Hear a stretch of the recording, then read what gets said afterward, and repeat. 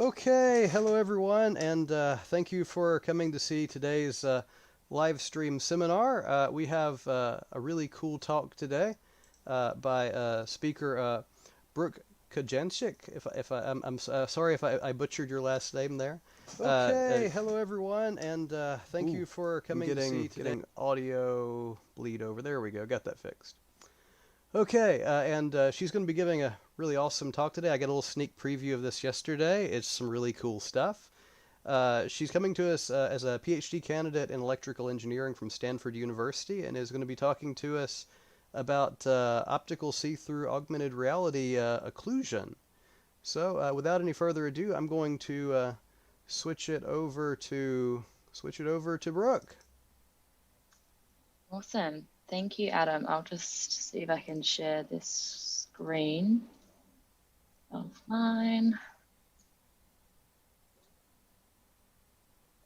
Alrighty. Does that look okay on your end, Adam?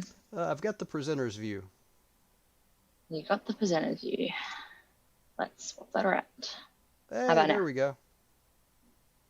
Awesome. Great. So thank you for inviting me, Adam. Super excited to be here. I'm actually coming in from my home in Australia, so it's about 4 a.m. my time over here due to the COVID situation. So pardon me if I'm a little bit asleep, but hopefully we'll get to share some of the stuff that I've been working on in this project. As you said, it's a new approach for obtaining occlusion in optical see-through augmented reality, which we call factored occlusion. So I recently presented this work at IEEE VR this year, and it's now published in the IEEE Transactions in Visualization and Graphics. So this work was done with another PhD student, Nitish Padmanabhan, and my advisor, Professor Gordon Wetstein at the Stanford Computational Imaging Lab. So this is my group, so down the bottom there, and here's Gordon. I don't know if you can see my mouse, I'm sure you can here. So my research interests lie in developing computational techniques that leverage sort of the co-design of optical elements and image processing algorithms, as well as knowledge of the human visual system to improve augmented and virtual reality displays. You can see me sort of there playing with the HoloLens and some of the psychophysical experiments that I get to run in the lab. Our group also works on other computational displays, such as the one I'm going to present today, AR/VR displays, as well as holography, time-of-flight imaging, and deep learning sort of motivated optical design, as well as computational microscopy. So feel free to visit our website or reach out if you'd like to know more about the stuff that we do. So jumping into it, as many of you are aware, augmented reality is widely believed to become a next generation computing platform with applications including education, design, medicine, and training. The true magic of AR is the potential to render digital content that is indistinguishable from the real world. But achieving this requires great displays that come as close as possible to matching normal perception. However, current commercial optical see-through displays instead produce this, since they are currently unable to support proper occlusion. It should remind you of kind of Princess Leia in sort of the Star Wars series and how she was displayed in her holographic form. So the see-through kind of ghost-like form. So occlusion describes a phenomenon where objects at some distance to the user partially or fully block the light at farther distances. And so this cue provides the human visual system with important information about depth. And so failure to properly emulate occlusion, meaning that virtual content appears semi-transparent, not only detracts from perceived realism, but could actually be dangerous, inducing user error in tasks involving spatial judgment, since relative depth is harder to determine. So you can imagine, especially applications like virtual augmented reality used in surgery, this is particularly important. So current generation displays use optical combiners that additively superimpose the digital content as displayed by a spatial light modulator on a direct view of the physical scene. Now, an inability to block real light leads to digital content appearing semi-transparent and non-realistic. Again, we're adding light in this situation. So many previous works, including initially by Kiyakawa et al. And most recently by Hamasaki and Ito, has demonstrated that occlusion capability by using an additional spatial light modulator. So you can see that we put an extra kind of screen in here. And in this way, we can pixel by pixel block light coming from the physical scene. So suddenly we have the ability to subtract light per se, so that we can now block just like we would in sort of the physical world. However, as seen by the ELMO4 system developed by Kiyokawa et al., this comes with the cost of increasing optical electronic systems, and hence you get sort of a bulky form factor, increased power requirements, and it's quite tricky to actually align and calibrate these displays within the system. So instead, with this work, we propose factored occlusion, which is a new approach to obtaining pixel-precise mutual occlusion. So instead of taking the conventional approach of adding digital and real content, we propose a new type of display.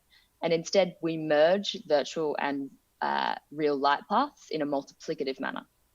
So this enables us to improve occlusion capability without adding that additional spatial light module, that additional screen. So we can do it with one. So how do we do this? We utilize the pixel states of a digital micromirror device, or DMD. These devices, these displays are most often found in projectors for their very high light efficiency. And the pixel grid of this display is an array of microelectronic mechanical mirrors that sort of flip on and off between two states. And you can see that kind of working there. So to sort of explain our approach, we'll represent this device as 4 pixels, and you can see that down the bottom there. So when this device is used as a digital, so when the DMD is used as a digital light projector, these micromirrors can be flipped, individually programmed to flip between an on state.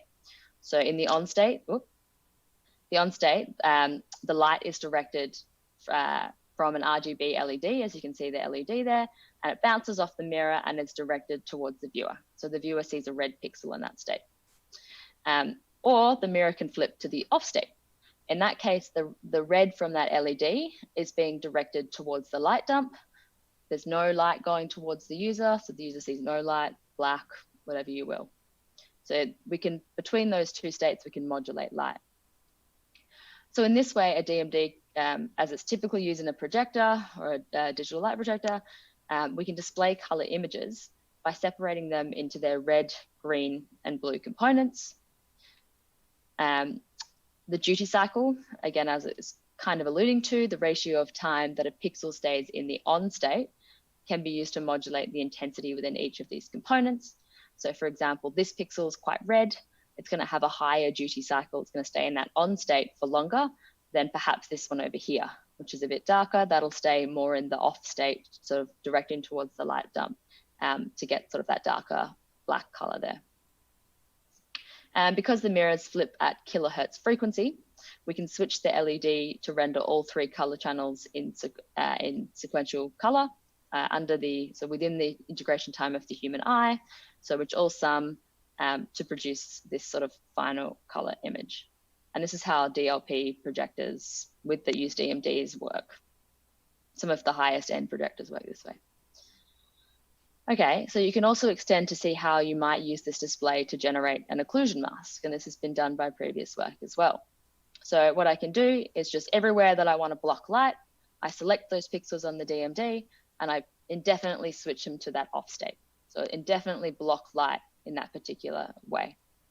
And suddenly I've blocked out sort of those sort of pixels from the tree. So in this work, we wanted to know, could we do both concurrently with the same device? So can we effectively block real light coming from the real tree there, as well as render the virtual flower in its place? So to think about how we did this, I'll sort of walk you through the steps here. We replaced the light dump in a standard DMD with the physical scene. So again, that was a light dump, that was the black off state. And suddenly I put a real, so with some optics, but I put a real scene, in this case, the tree. So I've got on one flip state of the mirror, I've got the virtual image and the other one being the real scene. So in this way, we can see that getting the pixels around the flower are easy because we just directly set all of those micromirrors sort of highlighted in yellow there. We can set them to point towards the real world, showing the viewer the real world for the whole time. That's easy. Now, the tricky part comes in how do we render this flower at the same time? So let's step through it. Starting with the red channel, we can see already that we hit a problem. So how do we modulate the intensity of the red? So we no longer have the light dump, so that black, that off state. So we have to modulate between red and green instead. So as is often the case, we see here that we can't actually give you a free lunch. We're going to have to cop some color degradation. But this is not always the case. So we could probably do a great job with the blue channel, for example, since we know that the leaves in the flower are green.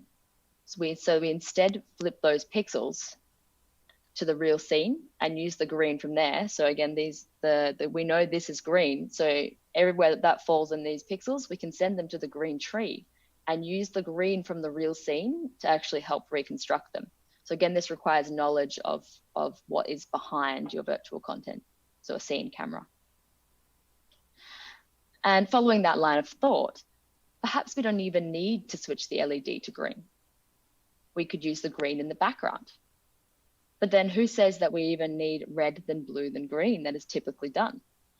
We could turn the LED to purple or even completely off to help generate some of the darker parts in the red channel. Because again, if I turn the LED off, I have my off state, my light dump essentially. So it all becomes a big trade-off problem. Oh, let's see if that. So really we would like to know, what is the optimum series of LED and DMD flips to best reproduce the target composition? So the virtual content rendered on top of the physical scene. So you might be getting the hint that if we know the real scene and what and where we want to render content, this lends itself nicely to be formulated as an optimization problem.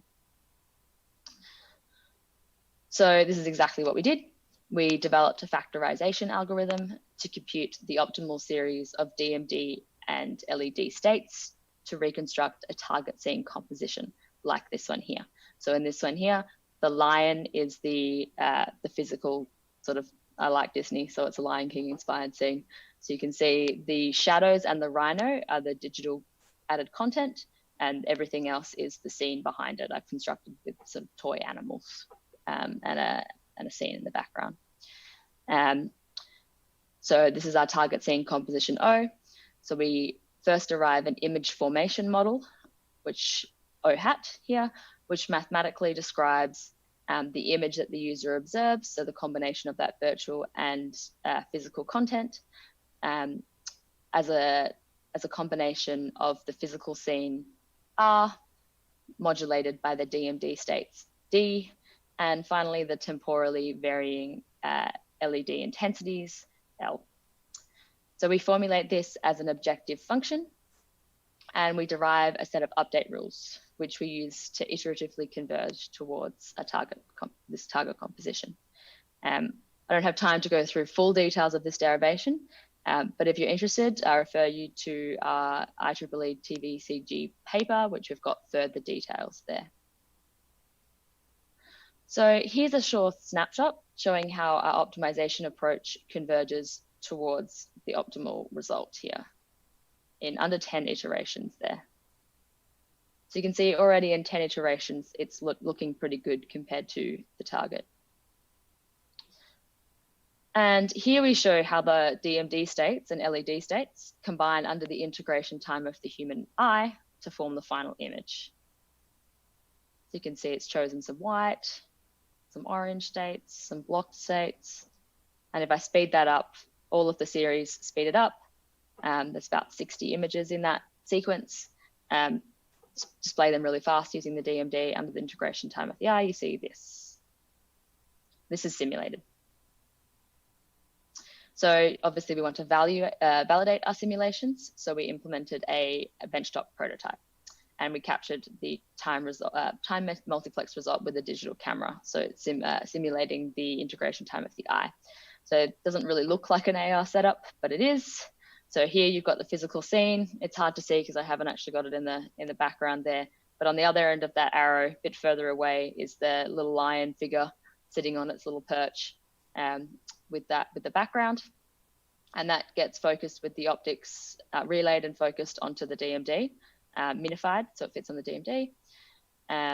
And we have the light source. So we basically hacked off the RGB LED box from the DMD system, from the DLP system from Texas Instruments, and you've got a diffuser there to spread it out. And again, that lands on to be modulated by the DMD. And the combined result, we then capture with this camera here. Okay, so back to the Lion King inspired scene composition. So again, the rhino and the shadows are the digital added content, and the sort of the tree and the lion and the kind of the desert scene is real, constructed myself. So at the top, I can show the simulated output that I've been showing before, compared to the target scene composition down the bottom. And here's what we actually captured with our system. And this is compared to what you would get with a typical additive beam splitter configuration. So particularly since it's such a bright scene, you really do get quite a bit of ghosting in that digital content there. And in particular, the inability to block real light means that we can't get shadows in that beam splitter equivalent. So you can see it's much better than the beam splitter equivalent. However, as one might expect, the method's not without its trade-offs. So by its construction, we optimize a trade-off actually between the accuracy of the desired occlusion mask and the color fidelity of the digital images. Again, choosing whether we're going to block or render real content. So it can be seen if you look closely there that the leaves of the tree are still visible through the rhino rendering. So it's not perfect, with the system being unable to recreate the complex shading of the rhino while simultaneously blocking out all of the light coming from the back. But again, it's much better than the beam splitter equivalent. Now, my sort of favorite thing about this setup is that we can actually visualize each of the two light paths separately. So here's the system that I showed in that benchtop system before. Just switch the angle so that you can see it from this side. So what I can do is just show the physical scene. So what I've done is on the other side, I've covered up the LED so that no light can enter our display now. So this is just what the physical scene is on that. So you can see there the occlusion mask, so the rhinos in that sort of gray form. And you'll notice that it's not actually that typical straight black. So it's not a full occlusion mask that we're used to seeing in sort of other papers. And we can see why this is if I cover up the physical scene and instead just show the light source here. Okay, so this is telling us a lot here, because you can see how the optimization has found that it really needs to focus on adding light to overcome the green tree in the background there, to compensate. And you'll see that the colors, it's not the actual color of the rhino, it's chosen the color that when added with the green of the tree is going to create the color of the rhino that we want there. And you'll notice that where the rhino is not in front of that tree in the background, not a lot of light is added. And the reason being is that the optimization knows or has found that that it can use that sort of the yellow in the background that it knows is there to help reconstruct the color of the rhino. So yeah, it's quite clever how that works. And then, yeah, putting both together again, you'll see the full composition. So just flicking between those. Occlusion mask, added the digital content, and this is what we get together. Here's another, perhaps even better result, where color degradation in this case is pretty minimal, and it's obviously a significant improvement over the conventional beam splitter configuration. So that beam splitter is particularly bad when it's very bright in the background, as of that highlighter sort of colored green glass there. Another one of our Lion King inspired scene, so this time a elephant.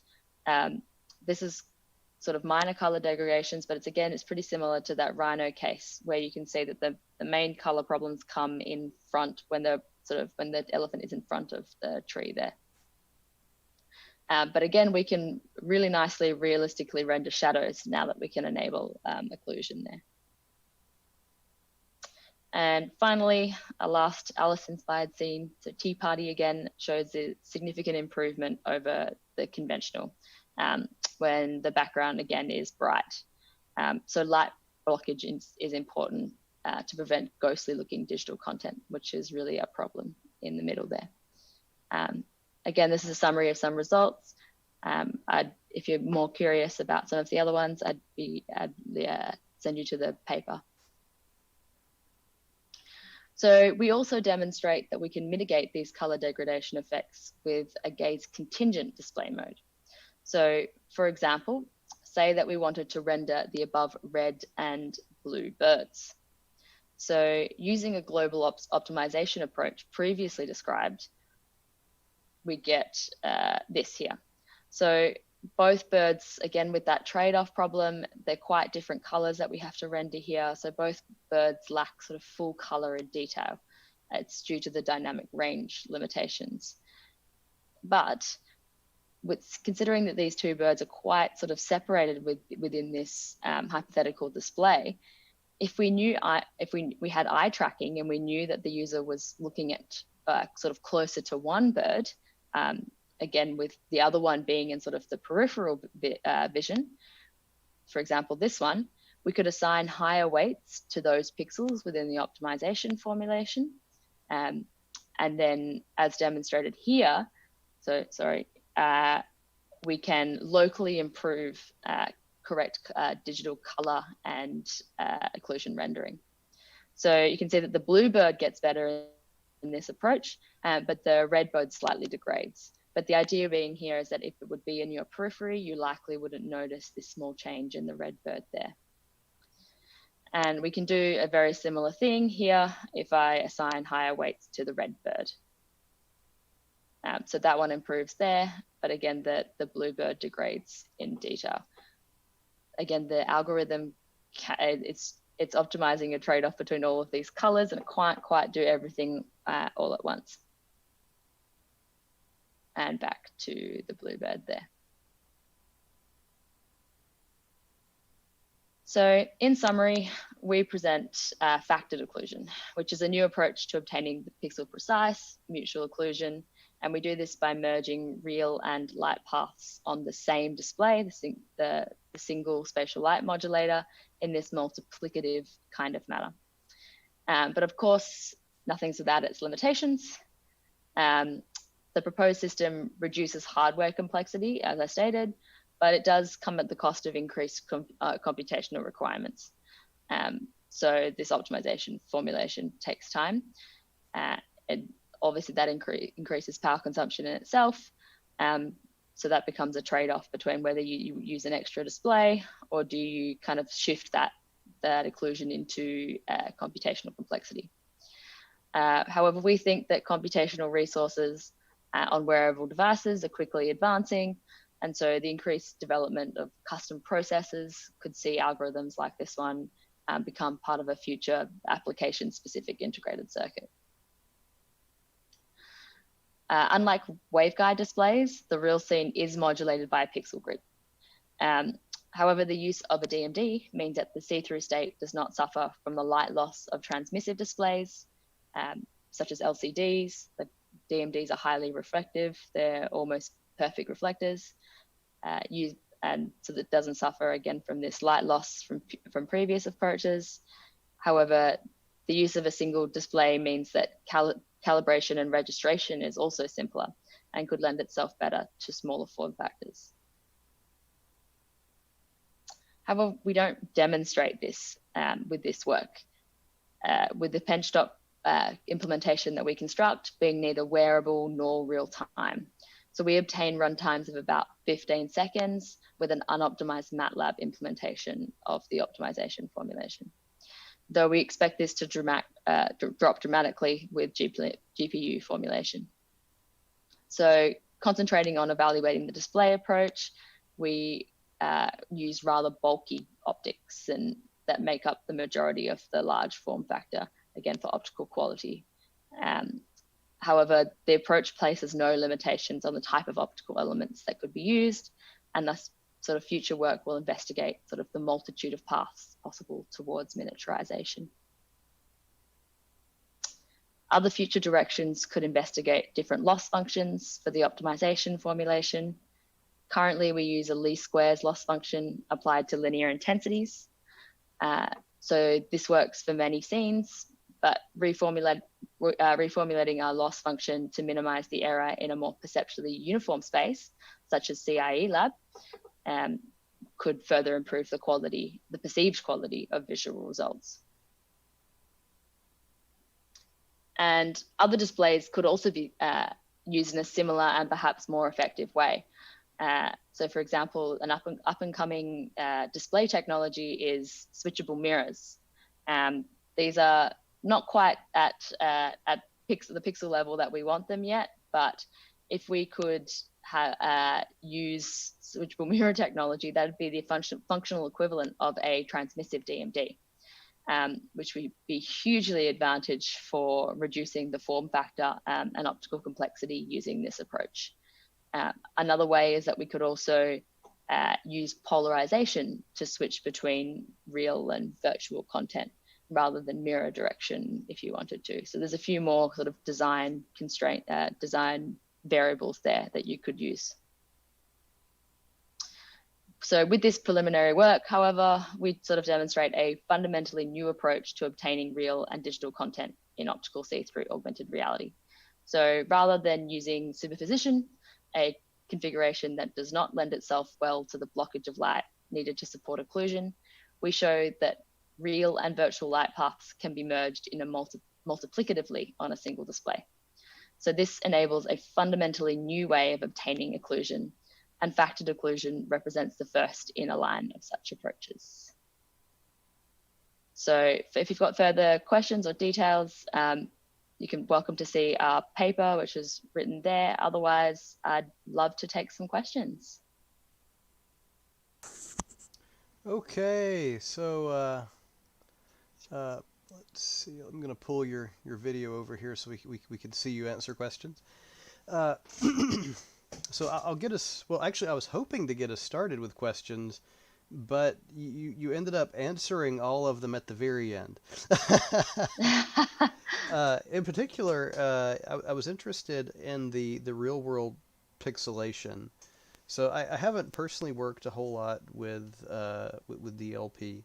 The mirror display, how it's good at reflecting light, very little light loss. How good is the image quality on a pixel per pixel basis? Do you really get a nearly real world continuous image, or do you lose some visual resolution? Yeah, sure. Obviously, it depends on the resolution of the display. I personally didn't notice any of the pixelation, but you could imagine if you decided to blow up images to larger portions, you might larger sizes, you might be able to. It'd be no more than you would do through if you had the transmissive sort of LCDs, and that has been used in previous approaches to block light. Mm-hmm. The reason that we bring it up as a limitation is that it's in comparison to waveguide technology, where you are in fact looking straight through to see the real world. We are bouncing real world off a display here.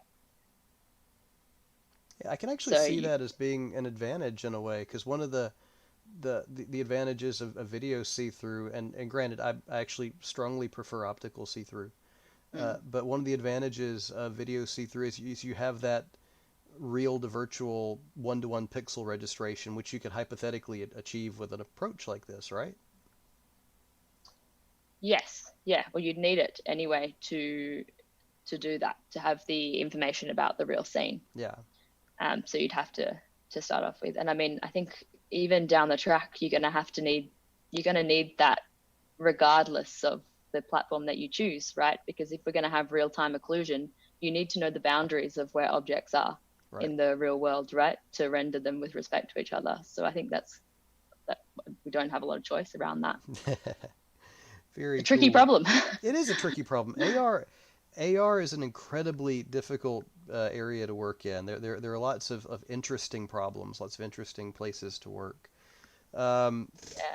yeah, I was going to ask about light loss, but you pretty much nailed that one. I was really curious if you had much light loss, but it's a fairly good reflection, you say? Yeah, DMDs are impressive for this. If you look at sort of the state of the art projectors, gaming projectors, sort of the best projectors are using this technology, because you lose almost nothing. Oh, Um, cool. so um, they're cool in that. There's a company. The name escapes me. Vivant. I can come back to it. That's actually using DLP technologies as DMDs in their commercial AR glasses for that exact reason. Nice. So this is not the first time that a DMD has been used sort of for AR. People are onto it.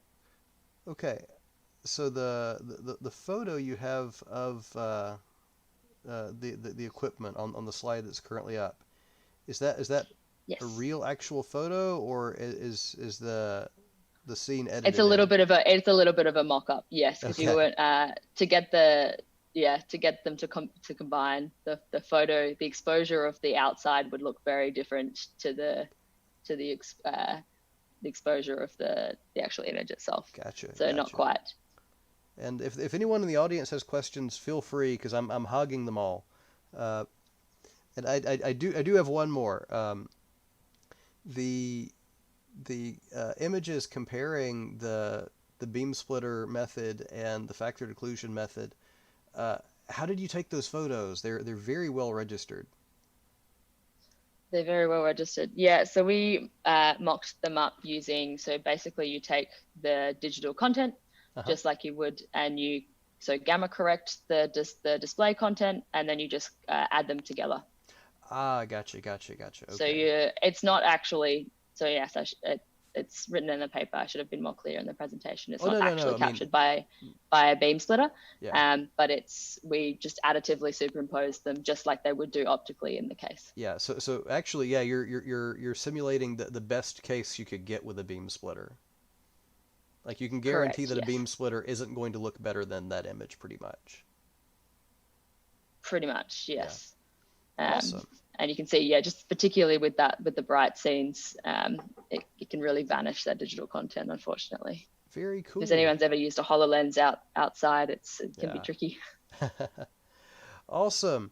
Well, this would normally be the point where we like thank our speaker and we clap when we're doing this in person, but uh, you know, pandemic conditions, we're doing this all remote, so I'm gonna clap for everyone. And Brooke, thank you very much for speaking at the Hi5 seminar today. And with that, I'm gonna wrap us up. Everybody out there in cyberspace, take care, stay happy, healthy, and safe.